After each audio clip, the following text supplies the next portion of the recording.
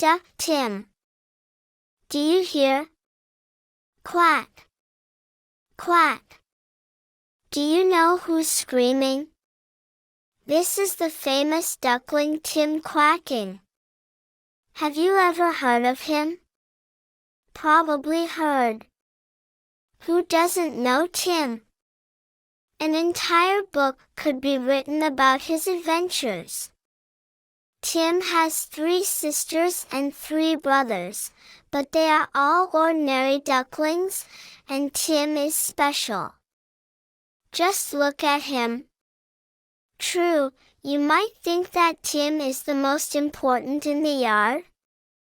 Once Tim went out the gate, looked to the right, looked to the left, and ran into the field. "Hey, Tim," said Mother Duck. "Don't go too far from me."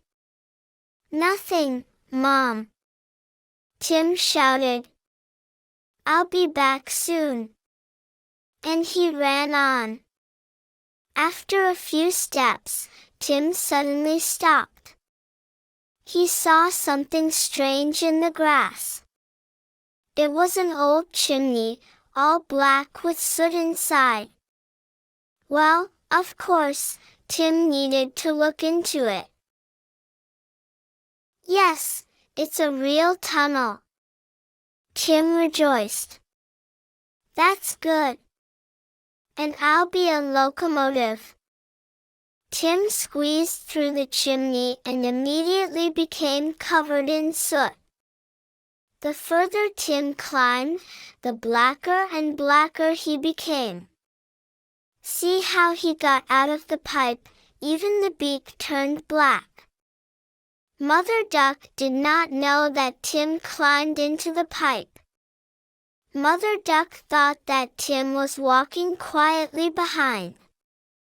Suddenly she turned around. "Guard! Save me!" yelled Mother Duck and rushed to her ducklings. "Let's run! Quicker! A monster is chasing us!" Mother Duck and the ducklings ran along the PVLU dash. They rushed with all their might, and Tim ran after them and shouted, "Wait! Wait! It's me, Tim!" But Mama Duck and the ducklings didn't hear Tim. They ran across the grass, quacked loudly, fell, got up and ran again. "Here is the pond. Jump into the water," commanded Mother Duck. "Probably the monster can't swim." The ducklings jumped into the water, and Mother Duck followed them. And Tim? Tim also ran to the pond and also jumped into the water. He dived to the bottom and gurgled like a frog. But then Tim rose to the surface of the water. He turned yellow again. Mother Duck glanced around cautiously. He left. "We are saved." "Tim, are you here too?" Yes, Mother," Tim grunted. "I drove the monster away. Don't be afraid. I won't hurt you." "Well done, Tim!" the ducklings shouted in unison. "How smart and brave you are!" "Well, don't praise him too much," Mama Duck grumbled. "It's bad for him. And now, tails up, head straight, swim after me." And they went home, Mother Duck in front, ducklings behind, and proud and happy Tim behind the ducklings. The next morning Tim sat on the bank of the pond and basked in the sun. Suddenly he sees a man with a basket walking along the road. Where is he going? Tim thought. "I'll go after him." The man went to the river, took out a bag from the basket and threw it into the water. As soon as the man left, Tim immediately jumped into the water and swam to the bag. The bag was tied up and squeaked softly. Strange, thought Tim, I've never heard the sack squeak. He pulled the sack by the string and pulled it ashore. Meow, the bag squeaked. Ouch! Tim was surprised and jumped aside. Meow, meow, squeaked the bag. There's someone out there, Tim said. He pulled on the rope. The bag opened, and a thin, wet, shivering black kitten crawled out of the bag. A black kitten from the bag and a duckling on the shore of the lake. Meow, he said. Thank you, duckling. You delivered me from death. Who are you? The famous Tim, the duckling proudly replied. And who are you? And I'm Churnish. The owner says that I am a glutton, that you will not get enough milk for me. So he decided to drown me, but you saved me. But where am I going now? Come with me, Tim said. You will live in our yard. We have a lot of food in our yard. Just, please, dust yourself off first, otherwise you look like a wet chicken. Churnish shook himself so that all the grass around him became wet. I'm ready. And Tim proudly led Churnish along. He took him to the yard. In the yard they were met by Rose the cow, Bull the goat and Tilly the goose. Tim told them Blackie's sad story. What an evil master, said the goat Bull. Poor Blackie, sighed the goose Tilly. Well, nothing, now you will live with us. And who will try to offend him, will deal with me. Tim shouted and fluffed out his yellow feathers so much that he immediately became twice as large. No one will hurt you, Churnish, don't be afraid. They all shouted.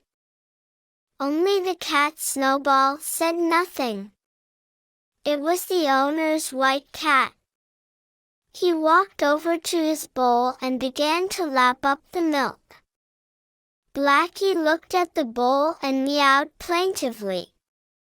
He hasn't eaten anything since morning. But Snowball didn't even look at Churnish and began to lap even faster. Tim was afraid that Snowball would drink all the milk. Hey, Snowy! Tim shouted. Leave a little Churnish. But Snowball continued to lap up, as if he had not heard. I'm so hungry, Blackie meowed. And Snowball lapped and lapped. Wait, Tim hissed. I will punish you for being greedy. He ran into a dark corner. And in a dark corner on a web hung a large, furry, black spider. Tim knew that Snowball was scared to death of spiders. Tim grabbed the spider and ran straight to Snowball. Help! Spider! Snowball yelled and started to run. He ran as fast as he could. So he turned the corner and flew into the kitchen. Where would you hide? Hurry, hurry, the kitchen cabinet is open. Snowball jumped into the closet. Dishes rattled, flour fell, a brush fell. Snowball huddled in a dark corner and curled up there, trembling with fear.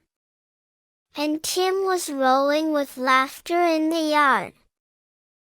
Go to dinner, Churnish. Snowball won't be back anytime soon. Churnish ran up to the bowl. So tasty. In 1 minute he drank all the milk. And now I need to wash up. Blackie licked his front paw and wiped his whiskers with it. Then he licked his paw again and washed his cheeks, then licked again and washed his ears. He was a very clean kitten. Thank you, Tim, Blackie said when he had finished washing. You are a true friend. First you saved me from death, and now from hunger. It's nothing, Tim answered. Is it worth talking about it?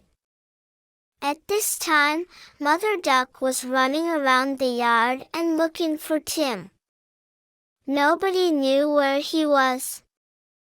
Only Snowball could tell where Tim was, but Snowball sat in a dark closet and trembled with fear.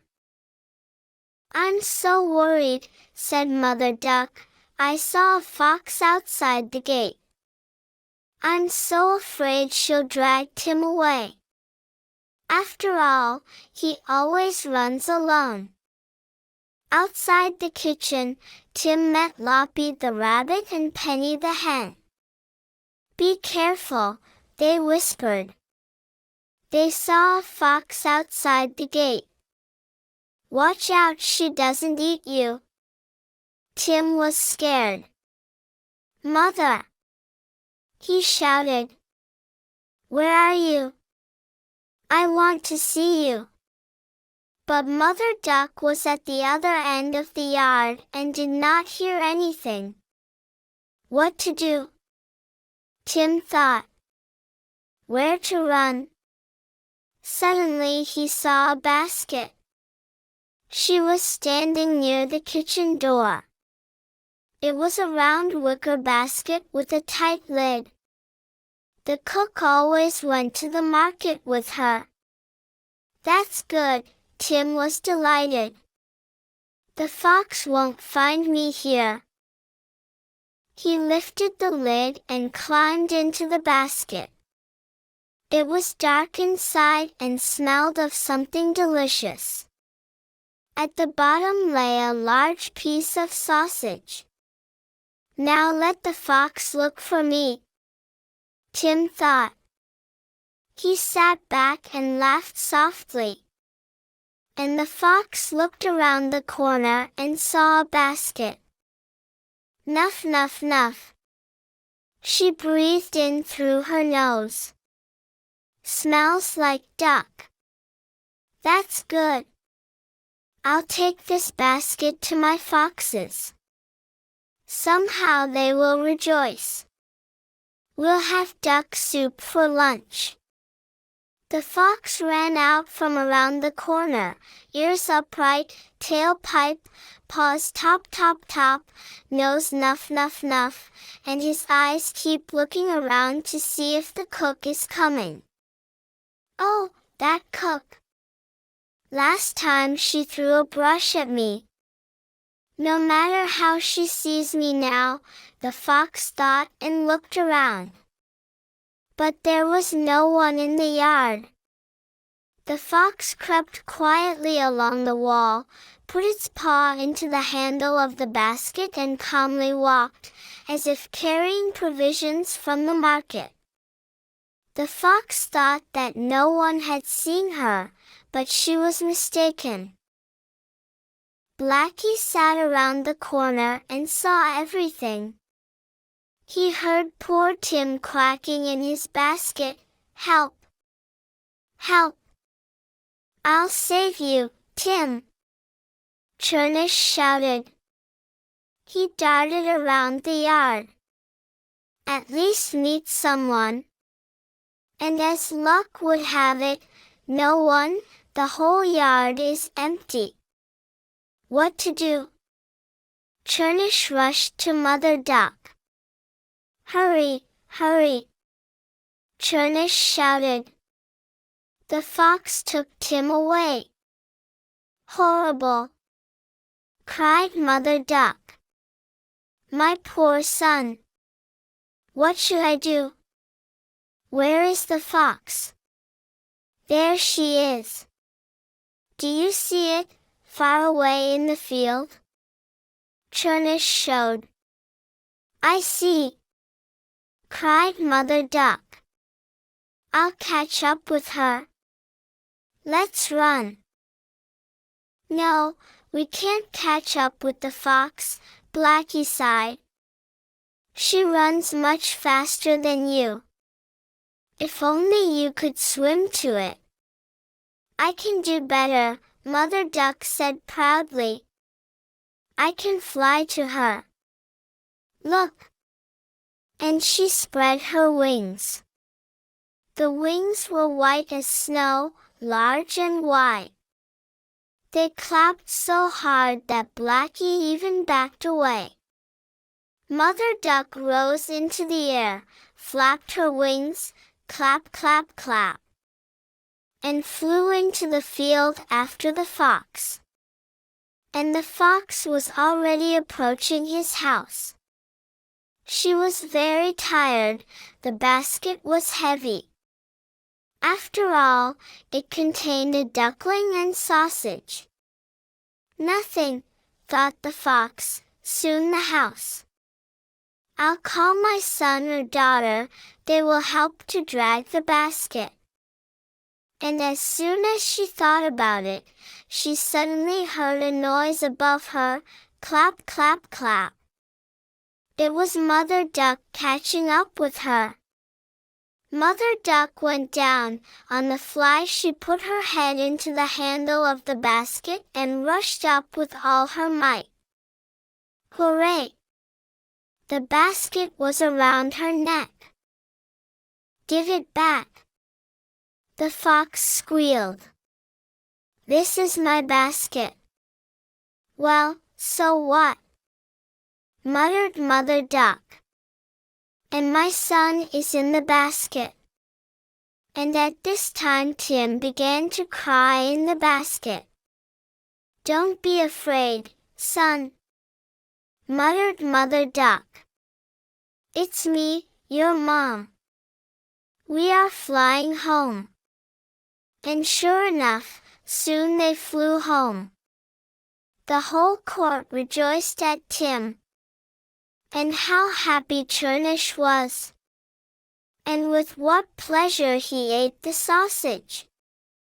"Thanks, Tim," Blackie said. "After all, you are saving me from hunger for the second time." "It's nothing," Tim answered. "Is it worth talking about it?" For 3 days Tim did not leave Mother Duck anywhere. He was very afraid to meet the fox again. On the 4th day, Tim was playing with Churnish and suddenly saw Mother Duck shedding bitter tears. "What happened?" Tim was scared. "Did someone eat my brother or sister?" "No," Mother Duck cried. "I'm very unhappy." "Tell me who offends you," Churnish shouted. "We will teach them a lesson." "The fox offends me," said Mother Duck. "Ever since I snatched the basket from her, she has been guarding me around the corner all day." "Don't cry, Mom," Tim said. "We'll help you." "And how do we do it?" Churnish meowed. "Let's wait," Tim said. "The fox will probably appear soon." And it is true, he did not have time to finish, as the fox appeared. She crept quietly along the wall, ran across the yard, and hid in the doghouse. "Hurry, Churnish," Tim got excited. "I figured out how to punish the fox. Let's run with me. We need to find Bull. They ran into the field. The bull was nibbling at the grass. Listen, Bull, Tim said, help us catch the fox.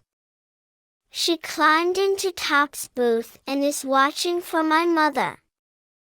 What happened? Tim was scared. Did someone eat my brother or sister?